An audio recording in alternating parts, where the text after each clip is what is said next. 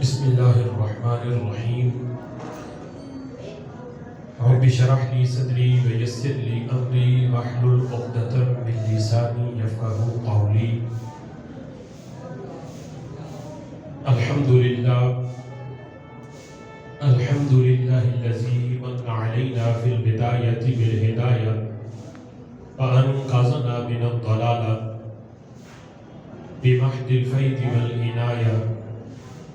والصلاة والسلام على سيدنا محمد الذي هو الوقاية من النوايا وعلى آله وأصحابه ذوي الرواية والدراية صلاة وسلاما لا غاية لهما ولا نهاية.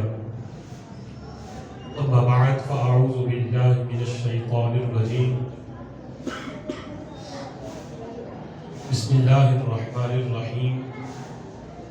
قال اللہ تبارک و تعالی فی القرآن المجید والفرقان الحمید والذی جاء بالصدق وصدق به اولئک هم المتقون. قال اللہ تبارک و تعالی فی مقام آخر وسیجنبها الاتقى الذی یؤتی مالہ یتزکى. صدق اللہ العظیم. قال اللہ تبارک و تعالی فی شان حبیبہ مخبرا وآمرا ان اللہ وملائکتہ یصلون علی النبی یا ایہا الذین آمنوا صلوا علیہ وسلموا تسلیما. الصلاة والسلام علیک یا سیدی یا رسول اللہ.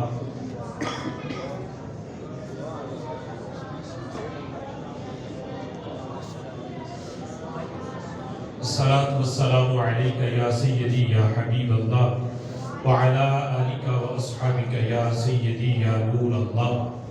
مولاي صل وسلم دائما ابدا على حبیبک خیر الخلق كلهم. هو الحبیب الذی ترجى شفاعته لكل حول من الأحوال مقتحم.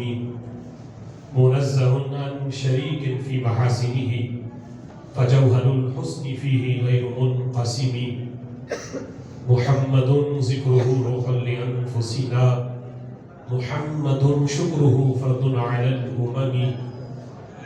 محمد تاج رسل الله كاتبة محمد صادق الأقوال والكلم. يا رب صل وسلم دائما أبدا على حبیبک خیر الخلق كلهم. اللہ وحدہ لا شریک کی حمد و ثنا اور حضور سرور کائنات مفخر موجودات زینت بزم کائنات باعث تخلیق کائنات دستگیر جہاں غمگسار زمان حامی بے کساں سید سروران قائد المرسلین خاتم النبیین احمد مجتبی جناب محمد مصطفیٰ صلی اللہ تعالی علیہ وبارک وسلم کے دربار ناز میں ہدیہ درود و سلام عرض کرنے کے بعد نہایت ہی معزز محتشم حضرات و سامعین، رب ذوالجلال کے فضل اور توفیق سے جمعۃ المبارک کے اس بابرکت اجتماع میں ہم سب کو شرکت کی سعادت حاصل ہو رہی ہے. میری دعا ہے رب ذوالجلال ان مقدس لمحات کا صدقہ ہم سب کے گناہوں کو معاف فرمائے اور رب ذوالجلال ہمیں قرآن و سنت کا فہم عطا فرمائے. آج کے جمعۃ المبارک میں میری گفتگو کا موضوع ہے افضلیت سیدنا صدیق اکبر رضی اللہ تعالی عنہ صوفیاء کی نظر میں. چونکہ آج جمادی الثانی کی 17 تاریخ ہے اور اس مہینے کی 22 تاریخ کو سیدنا صدیق اکبر رضی اللہ تعالی عنہ کا وصال مبارک ہے. حضرت سیدنا صدیق اکبر رضی اللہ تعالی عنہ کی سیرت، ان کی افضلیت، ان کی خلافت کے لحاظ سے ہمارے متعدد موضوعات گزشتہ سال میں گزر چکے ہیں. ان میں ایک بڑا اہم موضوع حضرت سیدنا صدیق اکبر رضی اللہ تعالیٰ عنہ کی افضلیت کے لحاظ سے حضرت امام جعفر صادق رضی اللہ تعالیٰ عنہ کا جو ایک رافضی کے ساتھ مناظرہ بڑی تفصیل سے وہ موضوع بھی گزرا. انشاءاللہ العزیز اس سال بھی اگلے جمعۃ المبارک میں ہم مزید تفصیل سے ایک بار پھر امام جعفر صادق رضی اللہ تعالیٰ عنہ کا وہ مناظرہ پیش کریں گے. آج کا ہمارا موضوع افضلیت صدیق اکبر صوفیہ امت کی نظر میں. یہ موضوع بھی بڑا اہم ہے کہ کچھ لوگوں کا یہ خیال تھا کہ چلو امام اور جن کا تعلق فقہ سے ہے یا حدیث سے ہے، ائمہ محدثین ہیں یا وہ علم کلام کے امام ہیں، ان کے نزدیک تو افضل البشر بعد الانبیاء حضرت صدیق اکبر رضی اللہ تعالی عنہ ہے. لیکن جو اہل تصوف والے ہیں یعنی صوفیہ ہیں، ان کا نظریہ یہ ہے کہ اس امت کے سب سے پہلے صوفی جن کا روحانیت کے لحاظ سے اور ولایت کے لحاظ سے جن کا پہلا نمبر ہے وہ حضرت صدیق اکبر نہیں بلکہ حضرت مولا علی رضی اللہ تعالیٰ عنہ ہے. اس لیے آج کے اس موضوع میں چند صوفیہ کے لحاظ سے یہ عقیدہ اور یہ نظریہ ہم پیش کریں گے کہ حضرت صدیق اکبر رضی اللہ تعالیٰ عنہ کی افضلیت کا عقیدہ صرف ائمہ علم کلام یا محدثین یا مفسرین کا ہی یہ نظریہ نہیں، بلکہ اس امت کے ہر شخص کا، چاہے وہ کسی بھی شعبے کے ساتھ تعلق رکھے، وہ اہل طریقت میں سے ہو یا اہل شریعت میں سے ہو، ان کا یہی نظریہ ہے کہ حضرت صدیق اکبر رضی اللہ تعالی عنہ علی الاطلاق ہر لحاظ سے جن کو رب ذوالجلال نے صرف خلافت اور سیاست کے لحاظ سے ہی نہیں بلکہ ولایت اور روحانیت کے لحاظ سے بھی جس ہستی کو پہلا نمبر دیا وہ حضرت صدیق اکبر رضی اللہ تعالی عنہ کی ذات گرامی ہے. سبحان اللہ. اس موضوع کو سننے سے پہلے یہ ذہن میں رکھنا ضروری ہے کہ فضیلت اور چیز ہے اور افضلیت اور چیز ہے. بے شک.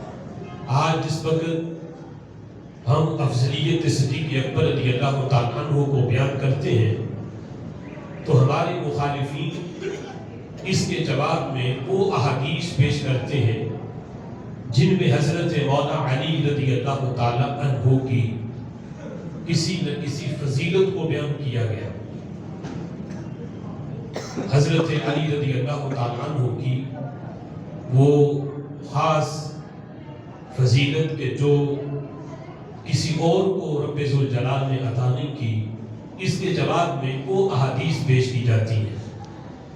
تو اس سلسلہ میں علامہ آمدی رحمۃ اللہ علیہ کا یہ موقف جو ابکار الافکار فی اصول الدین کے اندر اس کی جلد نمبر 5 صفحہ 174 پر حضرت امام آمدی رحمۃ اللہ علیہ نے بیان کیا. آپ نے افضلیت صدیق اکبر رضی اللہ تعالی عنہ کو بیان کرتے ہوئے مخالفین کی اس کے جواب میں جتنی احادیث تھیں جس سے حضرت علی رضی اللہ تعالیٰ عنہ کی فضیلت ثابت ہوتی ہے، تو ان کا جواب دیا اور آخر میں ایک نتیجہ بیان کرتے ہیں۔ آپ فرماتے ہیں وَمَا ذَكَرُوهُ مِنْ اِتِّصَافِهِ بِصِفَاتِ الْمَذْكُورَةِ وَمَنَاقِبِ الْمَشْهُورَةِ وَكُلُّ ذَلِكَ مِمَّا يُوجِبُ الْفَضِيلَةَ لَا الْأَفْضَلِيَّةَ۔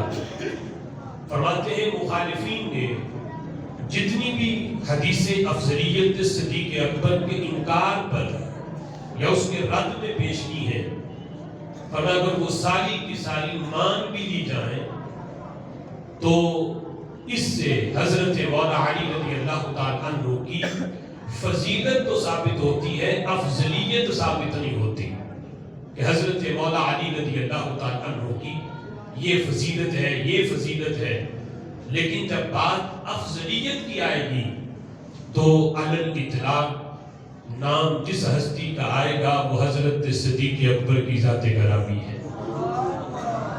یہ ایک طے شدہ حقیقت ہے کہ نبی پاک علیہ الصلوۃ والسلام کے کئی صحابہ ایسے ہیں جن کو انفرادی شان کسی نہ کسی صحابی کو ملی، جیسے حضرت خزیمہ رضی اللہ تعالیٰ عنہ کی ایک خاص شان کہ ان اکیلے کی گواہی 2 کے برابر رکھی گئی۔ حضور فرماتے ہیں یہ میرا خزیمہ اکیلا کسی معاملے میں گواہی دے دے تو 2 کے برابر سمجھی جائے۔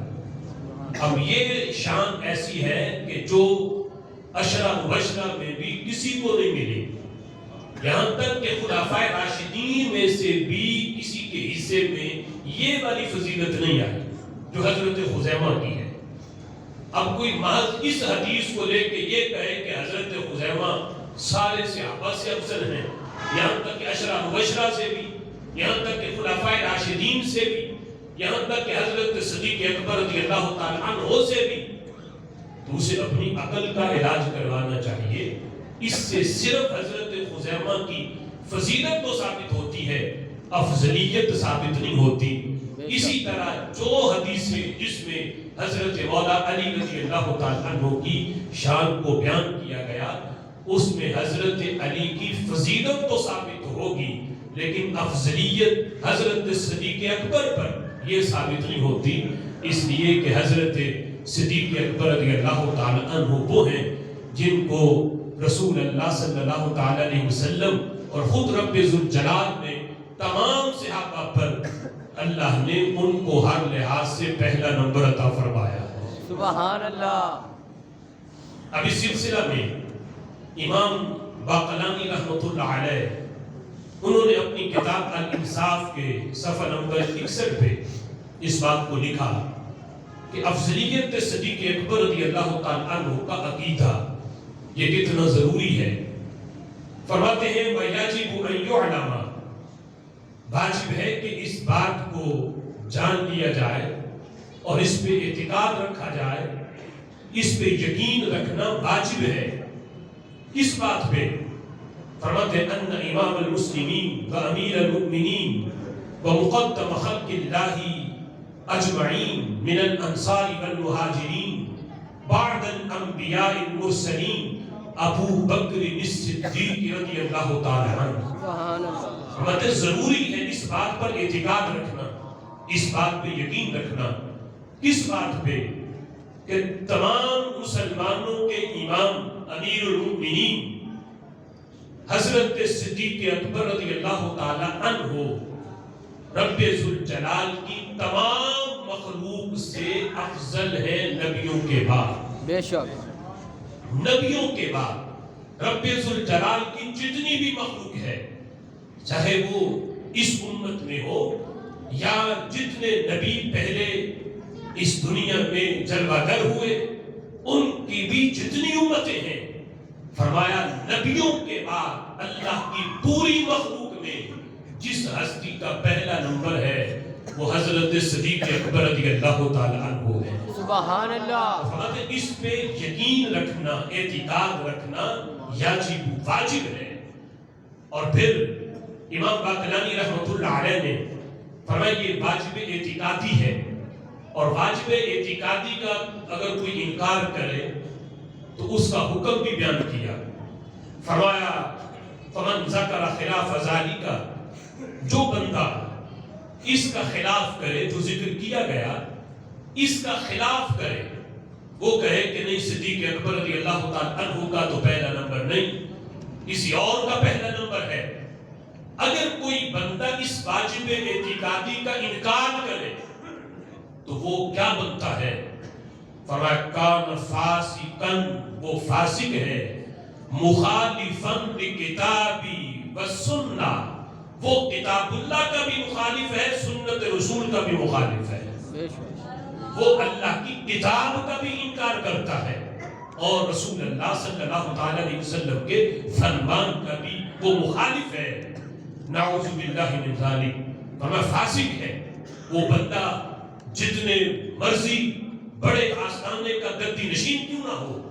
فرمایا یہ عقیدہ اہل سنت کے اعتقادات میں سے اس عقیدے پر جو ایمان رکھنا اور اس پر یقین رکھنا یاجب واجب ہے، اس کا جو انکار کرے گا فرمایا وہ فاسق قرار پائے گا، کتاب اللہ کا بھی مخالف ہوگا، سنت رسول کا بھی مخالف ہوگا. علامہ باقلانی نے اسی طرح اپنی کتاب التوحید کے اندر اس بات کو بھی لکھا. فرمایا اور آج ان لوگوں کا اس بات سے رد کیا جو خلافت کی تقسیم کرتے ہیں، کہتے ہیں کہ چلو پہلا نمبر خلافت اور سیاست کے لحاظ سے تو جو ہے وہ حضرت صدیق اکبر کو دے دو، لیکن ولایت کے لحاظ سے، روحانیت کے لحاظ سے پہلا نمبر حضرت مولا علی کا ہے. تو امام باقلانی نے ان لوگوں کا رد کیا. اور آج کے کسی خود ساختہ مجدد کی بات نہیں، یہ وہ ہیں جن پہ آج پوری اہل سنت بلکہ مسلمان جن کے بنائے ہوئے اعتقاد کو تسلیم کرتے ہیں اور پورے کے پورے دین کے تجریحات جن کے باتوں کے اندر موجود ہے. فرماتے ہیں امام باقلانی کتاب التوحید کے اندر، اور اجماع الامہ فی الصدر الاول علی قلب الافضل. فرمایا اس بات پر تو صدر اولا، قرون اولا یعنی صحابہ اکرام نے رضوان کا مقدس زمانہ، قرون اولا کے جتنے مسلمان، جتنے صحابہ ہیں، سب کا اس بات پر اجماع ہو چکا تھا کہ خلافت کے لیے اسے ہی طلب کرتے تھے جو ان میں سب سے افضل ہو. سبحان اللہ. خلافت اسے ہی دی جاتی ہے جو سب سے افضل ہو. تمام صحابہ نے حضرت صدیق اکبر رضی اللہ تعالیٰ عنہ کے ہاتھ پر بیعت کی ہے. تو یہ سمجھ کے نہیں کہ انہیں خلافت کے جو امور ہیں وہ بڑے اچھے چلانے آتے ہیں. سب سے پہلے صحابہ نے اس چیز کو دیکھا ہے روحانیت کے لحاظ سے، معرفت الہی کے لحاظ سے جس ہستی کا رسول اللہ کے بعد پہلا نمبر ہے وہ حضرت صدیق اکبر کی ذات گرامی ہے. اور اس بات پر اجماع ہے صحابہ کا، قرون اولا کے اس بات پر اجماع ہے. جب انہوں نے حضرت صدیق اکبر کے ہاتھ پر بیعت کی تو کیا سوچ کے کی؟ انہوں نے یہ سوچ کے کی ہے کہ انہوں نے تمام صحابہ میں ہر لحاظ سے جو ہستی سب سے افضل تھی، چاہے وہ خلافت کے لحاظ سے ہو، سیاست کے لحاظ سے ہو، روحانیت کے لحاظ سے ہو، ولایت کے لحاظ سے ہو، پر اس کو طلب کیا. وہ ہستی حضرت صدیق اکبر رضی اللہ تعالیٰ عنہ کی ہے. فرمایا اس وجہ سے ان کے ہاتھ پر بیعت کی ہے کہ ان کے ہم پلہ ان کے ہوتے ہوئے نہ روحانیت کو کوئی پہنچ سکتا تھا، نہ خلافت کو کوئی پہنچ سکتا تھا.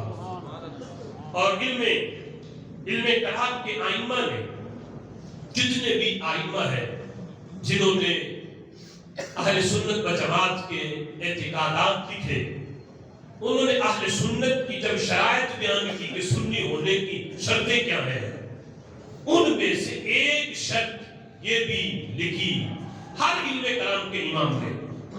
اہل سنت کی یہ شرط ہے سنی ہونے کی. پہلے تو آج سے ہمارا جھگڑا روافض سے ہوتا تھا کہ یعنی ہم ان کے لحاظ سے دلائل پیش کرتے تھے کہ حضرت مولا علی رضی اللہ تعالیٰ عنہ حضرت صدیق اکبر کا پہلا نمبر ہے. آج اس نام نہاد ایسی لوگ اور ایسے جنہوں نے ایران سے فنڈ کھایا، اہل سنت کا لبادہ اوڑھ کے آج وہ اس طرح کی تشریحات کر رہے ہیں کہ صدیق اکبر رضی اللہ تعالیٰ عنہ کا خلافت میں تو ہم پہلا نمبر مانتے ہیں، لیکن ولایت میں ہم پہلا نمبر ان کا نہیں حضرت مولا علی کا مانتے ہیں۔ اس قسم کی تشریحات آج اہل سنت میں ہونا شروع ہو گئی۔ تو اہل سنت کی علامتوں میں سے، نشانیوں میں سے، شرطوں میں سے ایک شرط یہ ہے کہ وہ حضرت صدیق اکبر رضی اللہ تعالیٰ عنہ کو علی الاطلاق، جب علی الاطلاق کا لفظ آتا ہے تو مطلب یہ ہے ہر لحاظ سے، چاہے وہ خلافت کے لحاظ سے ہو، سیاست کے لحاظ سے ہو، ولایت و روحانیت کے لحاظ سے ہو، علی الاطلاق جس ہستی کا پہلا نمبر ہے وہ صدیق اکبر رضی اللہ تعالیٰ عنہ کا ہے۔ جو اس شرط کو مانے اسے سنی کہا جاتا ہے۔ سبحان اللہ۔ اس سلسلہ میں امام عبد الوہاب شیرانی نے المنن الکبریٰ کے اندر محب تبری کے لحاظ سے اس بات کو لکھا۔ یہ بھی ہمارے عرف کے اندر ایک وبا پھیلی، اور یہاں تک کہ کچھ خطباء نے تو یہ کہا کہ سید کو چھوٹ ہے، بلکہ یہاں تک کہا کہ اگر سید حضرت صدیق اکبر رضی اللہ تعالیٰ عنہ کو ہر لحاظ سے، ولایت و روحانیت کے لحاظ سے بھی کوئی سید پہلا نمبر دے تو معاذ اللہ اس کی سیادت ضمنی ہو جاتی ہے، یعنی سیادت اس کی قطعی نہیں رہتی، اس کے سید ہونے میں شک ہے۔ جو حضرت مولا علی کو پہلا نمبر نہیں دیتا تو سید کے لحاظ سے یہ چھوٹ ہے کہ وہ اپنے جد اعلیٰ حضرت مولا علی رضی اللہ تعالیٰ عنہ کو ہی پہلا نمبر دے۔ سید کے لیے یہ درست نہیں کہ وہ یعنی حضرت مولا علی کے علاوہ کسی اور کو پہلا نمبر دے۔ تو اس سلسلہ میں یہ بات امام عبد الوہاب شیرانی نے محب تبری کے حوالے سے لکھی۔ محب تبری جن کو بہت بڑا اہل بیت کا محب کہا جاتا ہے، وہ کہتے ہیں کہ مجھ سے ایک سید زادے نے مجھ سے کہا بِأَيِّ طَرِيقٍ قَدَّمْتُهُمْ أَبَا بَكْرٍ عَلَىٰ عَلِيٍّ رَضِيَ اللَّهُ تَعَالَىٰ عَنْهُ۔ محب تبری کہتے ہیں مجھ سے وہ سید زادے کہنے لگے کہ کون سا طریقہ ہے تمہارے پاس کہ جس بنا پر تم حضرت صدیق اکبر رضی اللہ تعالیٰ عنہ کو حضرت مولا علی پر ان کو پہلا نمبر دیتے ہو، حضرت صدیق اکبر کو مقدم کرتے ہو اور کہتے ہو حضرت مولا علی پر حضرت صدیق اکبر مقدم ہے، کس طریقے سے تم انہیں مقدم کرتے ہو؟ حالانکہ حضرت مولا علی رضی اللہ تعالیٰ عنہ جیسا علم بھی کسی کے پاس نہیں۔ حضور فرماتے ہیں انا مدینۃ العلم وعلی بابوها، ان جیسا کسی کے پاس علم بھی نہیں۔ اور فرمایا کہ حضرت علی رضی اللہ تعالیٰ عنہ کی جتنی قرابت ہے رسول اللہ کے ساتھ، ایسی قرابت بھی کسی اور کی نہیں، یہاں تک کہ وہ حضرت مولا علی رضی اللہ تعالیٰ عنہ تو رسول اللہ کے امزاد ہیں، ان کے چچا زاد ان کے بھائی ہیں، اور حضور فرماتے ہیں اے علی انت اخی فی الدنیا والآخرہ، علی تم دنیا میں بھی میرے بھائی ہو، آخرت میں بھی میرے بھائی ہو۔ ایسی قرابت تو کسی کو بھی میسر نہیں، تو تم کس وجہ سے حضرت صدیق اکبر کو حضرت مولا علی پر مقدم کرتے ہو؟ اب جس وقت اس سید زادے نے یہ پوچھا تو محب تبری کہنے لگے یا سیدی اننا لم نقدم ابا بکر علی علی برأینا، کہ ہم حضرت صدیق اکبر کو حضرت علی پر اپنی رائے سے مقدم نہیں کرتے، ہم کون ہوتے ہیں جو حضرت صدیق اکبر کو حضرت مولا علی پر مقدم کریں؟ ہماری کیا حیثیت ہے؟ ہم اپنی رائے سے مقدم نہیں کرتے، کرتے کیوں ہیں؟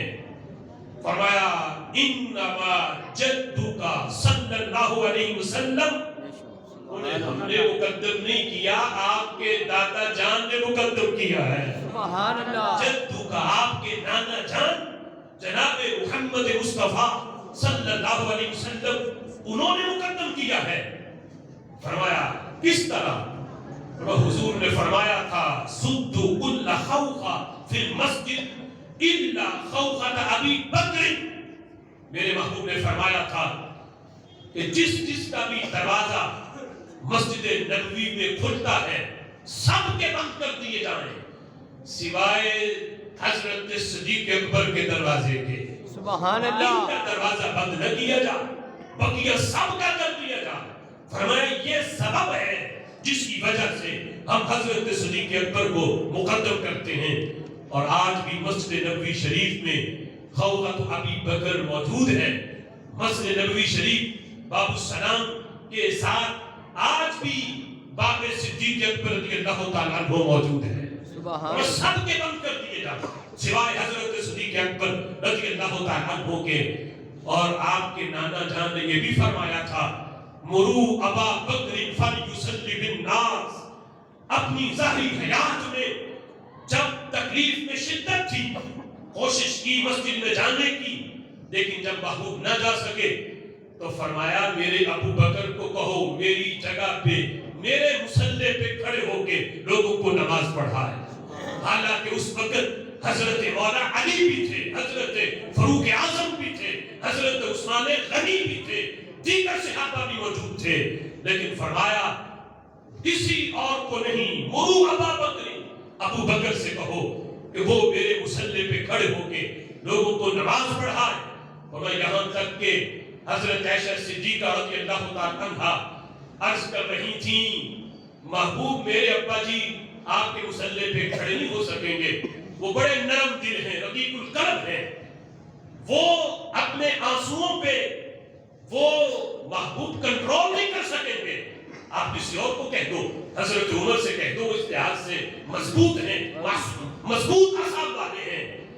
جس وقت یہ کہہ رہی تھیں حضرت عائشہ صدیقہ اور ساتھ حضرت حفصہ کو بھی یعنی اپنے ساتھ شامل کیا کہ آپ بھی کہو میرے ابا جی یہ کام نہیں کر سکیں گے، تو میرے محبوب نے فرما رہے تھے اے عائشہ تم تو اس طرح ضد کر رہی ہو جس طرح حضرت یوسف علیہ السلام کے پاس بیٹھی اور اپنی بات منوانے کی ضد کر رہی تھی، یعنی یہ ضد کے لحاظ سے تشبیہ ہے۔ فرمایا ضد نہ کرو یعب اللہ والمؤمنین، سبحان اللہ۔ بکر کو میں نے حکم نہیں دیا، میرے رب کا بھی یہی فیصلہ ہے، سبحان اللہ۔ یعب اللہ والمؤمنین، اور میں کسی اور کو کیسے کہوں، میرا رب بھی نہیں مانتا کہ ابو بکر کے سوا کوئی اور میرے مصلی پہ کھڑا ہو، اور جس قوم کے اندر ابو بکر موجود ہو اس قوم کو لائق ہی نہیں وہ ابو بکر کے سوا کسی اور کو امام بنا۔ سبحان یہ اللہ۔ واضح لفظ موجود ہے کہ جب اصرار کیا گیا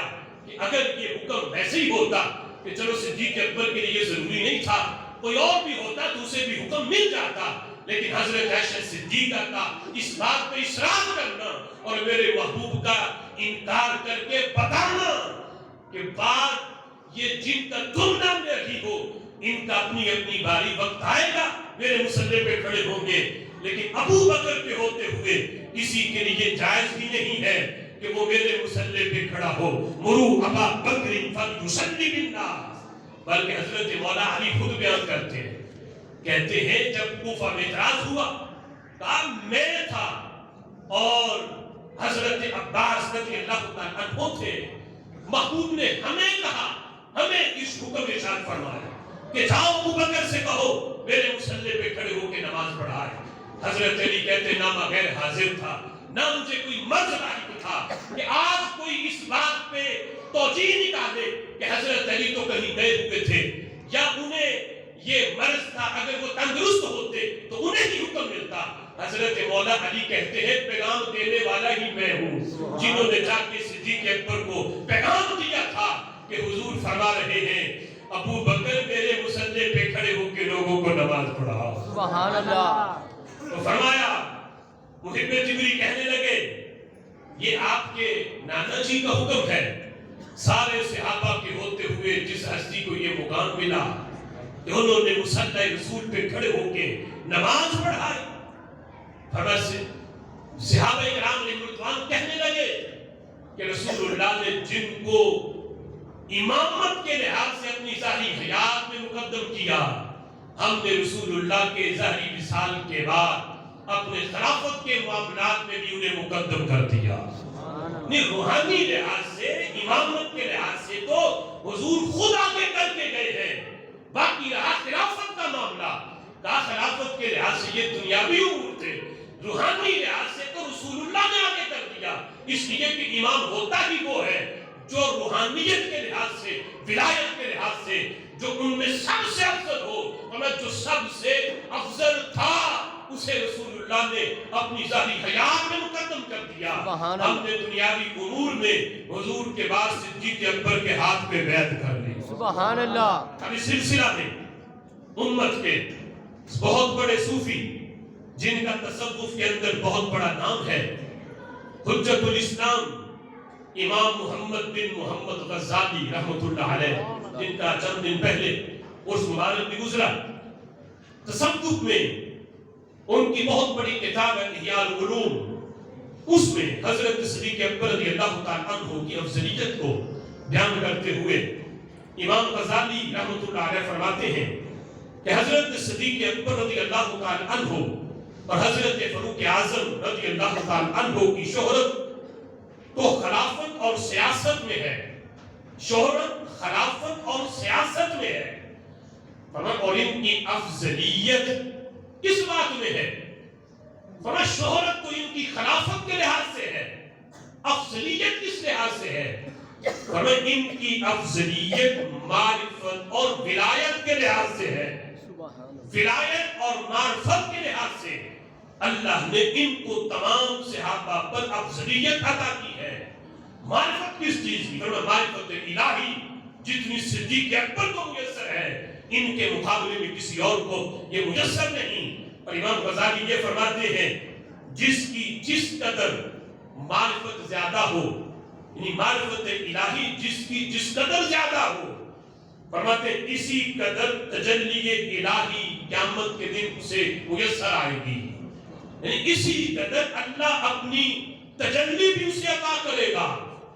امام غزالی کہتے ہیں اسی لیے صدیق اکبر رضی اللہ تعالیٰ عنہ پر اللہ خاص تجلی فرمائے گا اور بقیہ تمام مسلمانوں پہ عام تجلی ہوگی. صدیق اکبر کو اللہ خاص تجلی عطا فرمائے گا. اسی طرح حضرت خواجہ بہاؤالدین نقشبند رحمۃ اللہ علیہ، ان کا موقف آج صوفیاء کا نظریہ بیان کرتے ہوئے ہمیں اس بات پہ فخر ہے کہ رب ذوالجلال نے ہمیں کسی آج کے نام نہاد مجدد کے پیچھے نہیں چلایا. اللہ نے اتنے صدیوں کے بعد آج بھی ہمیں وہ عقیدہ دیا ہے جو پوری امت کے صوفیاء کا عقیدہ ہے.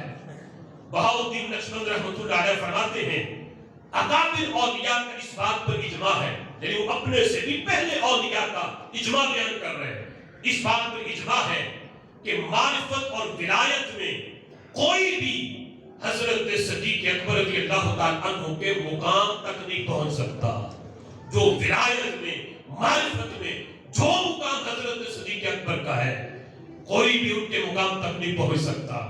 اب اس میں تفصیل بڑی ہے، میں صرف آخر میں کیونکہ موضوع بڑا طویل ہے اور وقت بھی مختصر ہے، اس امت کے بہت بڑے صوفی پاک و ہند میں جن کا فیض ہے اور بچہ بچہ جن کے نام سے واقف ہے، حضرت داتا علی حجویری رحمۃ اللہ علیہ، سبحان اللہ، جن کی تعلیمات کشف المحجوب کی صورت میں آج ہمارے پاس موجود ہے.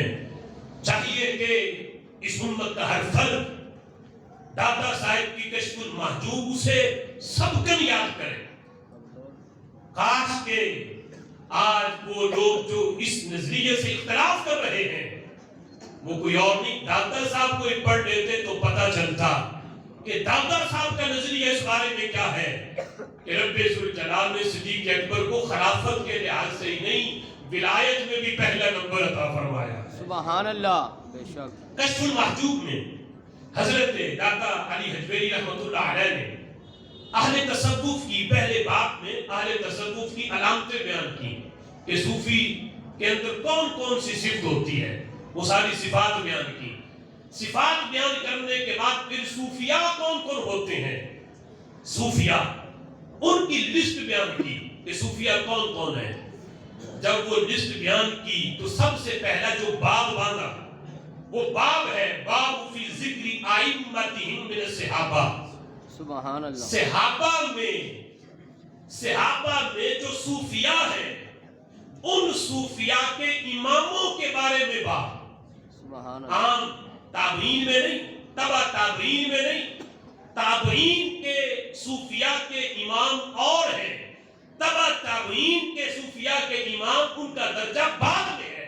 پلس صحابہ میں جو صوفیاء ہیں ان صوفیاء کے امام کون کون سے ہیں. جب ان اماموں کا ذکر کیا تو سب سے پہلے جس ہستی کا نام لیا اسے صدیق اکبر کہا جاتا ہے. سبحان اللہ. خلافت کے لحاظ سے نہیں، باب ہی باندھا. صحابہ میں جو صوفیاء کے امام ہیں ان اماموں میں سب سے پہلے کون ہے؟ فرمایا منہم، ان میں سب سے پہلا کون ہے؟ فرمایا شیخ الاسلام. اب دیکھو دادا صاحب نے لقب کیا کہہ دیے. سبحان اللہ. ایک ہے کہ جو خود اپنے نام کے ساتھ شیخ الاسلام لکھے، ایک وہ ہے جنہیں دادا صاحب شیخ الاسلام کہیں. سبحان اللہ. فرمایا ان میں صحابہ کے صوفیاء کے اماموں میں سب سے پہلے کون ہے؟ منہم شیخ الاسلام و از بعد انبیاء خیر الانام. سبحان اللہ. خیر الانام، نبیوں کے بعد اللہ کی پوری مخلوق میں نبیوں کے بعد جو سب سے بہتر ہے، خلیفہ پیغمبر و امام سید اہل تجرید. سبحان اللہ. اور اہل تجرید کا سردار، اہل تجرید کا امام. اہل تجرید کی اولیاء کا ایک طبقہ ہے. اہل تجرید مجرد سے ہے، یعنی جو دنیا سے کنارہ کش ہو گئے، دنیا کی طرف جنہوں نے رغبت نہ کی. ان اولیاء کا جو امام ہے وہ شہنشاہ اہل تفرید. اہل تفرید بھی اولیاء کا ایک طبقہ ہے، اور اہل تفرید کا بھی جو شہنشاہ ہے. وَأَسْ آفات انسانی بعید، اور انسان کے جو بھی عیوب ہیں ان سے بعید ہے، یعنی جتنے بھی انسانی عیب ہیں ان سے وہ بہت دور ہے. یعنی یہاں اس بات کو بیان کر کے صدیق اکبر کو معصوم نہیں کہا، کہ جانتے ہیں معصومیت کا عقیدہ یہ صرف حضرت یعنی انبیاء ہیں اور فرشتے ہیں، ان کے سوا کوئی بھی ہو وہ درجہ معصومیت پہ نہیں پہنچتا، مقام معصومیت پہ نہیں پہنچتا. فلک جتنے بھی انسانی عیب ہیں ان سے یہ بعید ہے، دور ہے ان سے. کون ہے؟ امیر المؤمنین ابو بکر الصدیق رضی اللہ تعالی عنہ. سبحان اللہ. صحابہ کے میں جو صوفیاء ہیں ان صوفیاء کے جو امام ہیں ان اماموں میں پہلا جو ہے اسے صدیق اکبر کہا جاتا ہے. سبحان اللہ. آگے ائمہ اہل بیت میں جو صوفی ان کے اماموں کا بھی ذکر کیا دادا صاحب نے، لیکن وہ ذکر جو سب سے پہلے حضرت امام حسن سے شروع کیا اور یہاں سب سے پہلے صدیق اکبر کا نام لیا اور چوتھے نمبر پر حضرت مولا علی رضی اللہ تعالی عنہ کا نام لیا. یہاں خلافت کے لحاظ سے تو بات ہی نہیں، باب ہی بتا رہا ہے. یہاں بات تصوف کے لحاظ سے ہو رہی ہے، روحانیت کے لحاظ سے اور ولایت کے لحاظ سے یہ تقسیم بیان کی جا رہی ہے. اور ولایت کے لحاظ سے جس ہستی کو سب سے پہلے مقدم کیا وہ حضرت صدیق اکبر رضی اللہ تعالیٰ عنہ ہے. مزید داتا صاحب نے اس عقیدے کو اپنے لفظوں میں بیان کیا. فرماتے ہیں صدیق اکبر مقدم جمیع خلائق است، کہ حضرت صدیق اکبر تمام مخلوق سے افضل ہیں. از بس انبیاء صلوات اللہ علیہم اجمعین، سوائے انبیاء کے، انبیاء کا استثناء کیا، بقیہ استثناء کسی کا نہیں. فرمایا نبیوں کے علاوہ اللہ کی جتنی مخلوق ہے اس مخلوق میں سب سے مقدم اللہ تعالیٰ عنہ ہے۔ سبحان اللہ۔ اور پھر مزید فرماتے ہیں روا نہ باشد کہ کسے قدم اندر پیشے وے نہت، ہمیں کسی کے لیے جائز ہی نہیں کہ وہ اپنا قدم صدیق اکبر سے آگے رکھے۔ سبحان اللہ۔ کس لحاظ سے آج وہ جاہل قسم کے لوگ یہ تقسیم کر رہے ہیں کہ ولایت میں تو ہم ان کو پہلا نمبر دیں گے، خلافت میں ان کا مان لیتے ہیں۔ داتا صاحب کہتے ہیں کسی کے لیے جائز ہی نہیں کہ وہ اپنا قدم ان کے آگے رکھے، صدیق اکبر رضی اللہ تعالیٰ عنہ سے اپنا قدم آگے کرے۔ روا نہ باشد، کسی کے لیے یہ روا ہی نہیں، یہ جائز ہی نہیں۔ مزید فرماتے ہیں، فرمایا ازانچ سفارا اصل و فرع است، فرماتے ہیں کہ جو صفا ولایت جو ہے، تصوف جو ہے، اس کی دو قسمیں ہیں، ایک ہے اصلی اور ایک ہے فرعی، یعنی ولایت ایک اصلی ہے اور ایک اس کی فرع ہے۔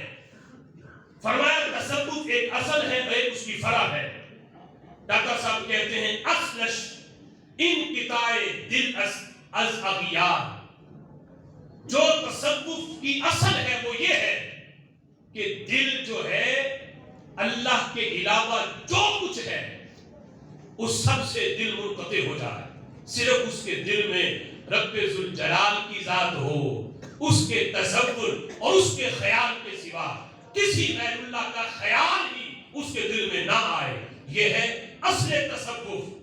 اور فرماتے ہیں وفرعش خلوت دل از دنیا غدار، اور فرع یہ ہے، تصوف کی فرع یہ ہے کہ جو دھوکے باز دنیا ہے، اس دنیا سے اس کا دل بالکل خالی ہو، دنیا کی طرف اس کا دل نہ جائے۔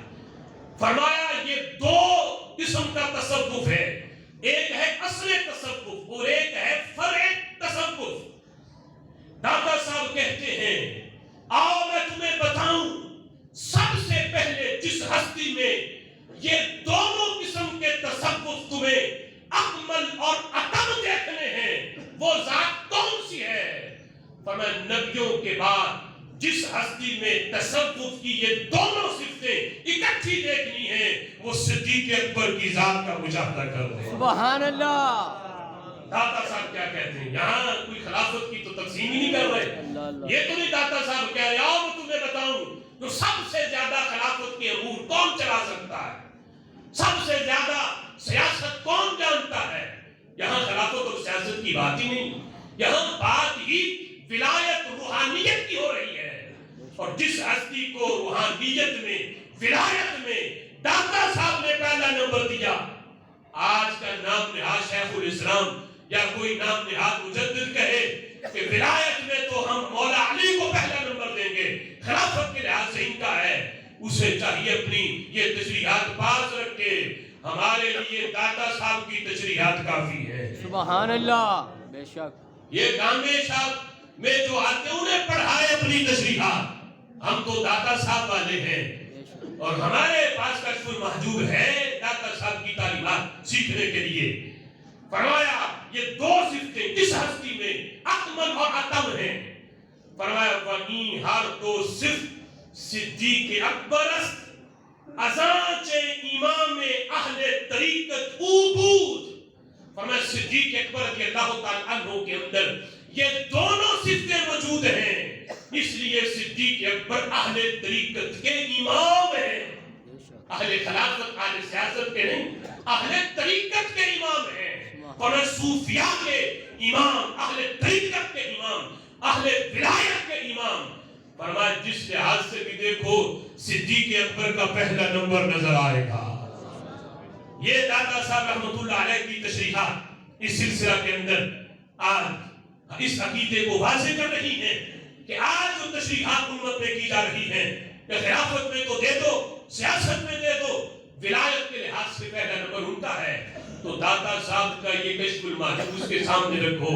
داتا صاحب نے تصوف کو بیان کرتے ہوئے جو اہل صوفیاء کے امام ہیں اور تصوف میں جن کی کتاب کو ایک نمایاں حیثیت حاصل ہے، وہ تصوف کے درجے بیان کرتے ہوئے جب انہوں نے سب سے پہلا نمبر بیان کیا ہے تو حضرت صدیق اکبر رضی اللہ تعالیٰ عنہ کا بیان فرمایا ہے۔ سبحان عمدہ اللہ۔ تحقیق میں حضرت شیخ ابراہیم بن عادی مکی رحمۃ اللہ علیہ فرماتے ہیں وَكُلُّ وَلِيٍّ بَعْدَ طٰہَ صلی اللہ علیہ وسلم وعارف فَنُقْتَهُ مَاءٍ من بحار ابی بکر الصدیق۔ سبحان اللہ۔ ہمیں سنو، ہر ولی طٰہَ صلی اللہ علیہ وسلم کے بعد، یعنی رسول اللہ کے بعد ہر ولی، ہر عارف، چاہے وہ صحابہ میں ہو، وہ تابعین میں ہو، وہ تبع تابعین میں ہو، وہ اہل بیت اطہار میں ہو، رسول اللہ کی ذات گرامی کے بعد ہر ولی، ہر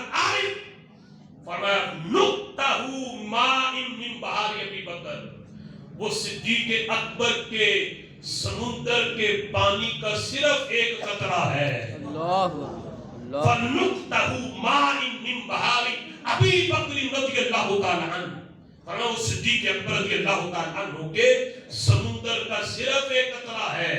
صدیق اکبر کو حیثیت سمندر کی ہے اور بقیہ اولیاء کی حیثیت سمندر کے مقابلے میں قطرے کی ہے۔ بقیہ جو حضرت مولا علی رضی اللہ تعالیٰ عنہ کے جو فضائل ہیں، جو ان کے کمالات ہیں، ہم ان کے منکر نہیں، بلکہ جتنا سنی مانتے ہیں کوئی اور مان ہی نہیں سکتا۔ جتنی عظمت اور شان حضرت مولا علی رضی اللہ تعالیٰ عنہ کی سینہ کھول کے سنی مان سکتا ہے، یہ کسی اور کا حصہ ہی نہیں۔ لیکن ہم صرف محبت علی بیان نہیں کرتے، ہم محبت علی کی شرطیں بھی بیان کرتے ہیں۔ سبحان کہ اللہ۔ محبت علی کی شرطیں ہیں، ان شرطوں کے مطابق اگر حضرت علی سے محبت کرو تو پھر محبت قابل قبول ہے۔ بغیر شرطوں کے اور اندر دھن محبت، ہم اس محبت کے قائل نہیں، اس لیے کہ بغیر شرطوں کے اگر محبت کی گئی تو وہ محبت بھی جہنم میں لے کے جائے گی۔ محبت وہی قبول ہے جو حضرت مولا علی سے پیار بھی کرے اور جو مولا علی کی تعلیمات ہیں اسے دل سے قبول بھی کرے۔ وآخر دعوانا ان الحمدللہ رب العالمین۔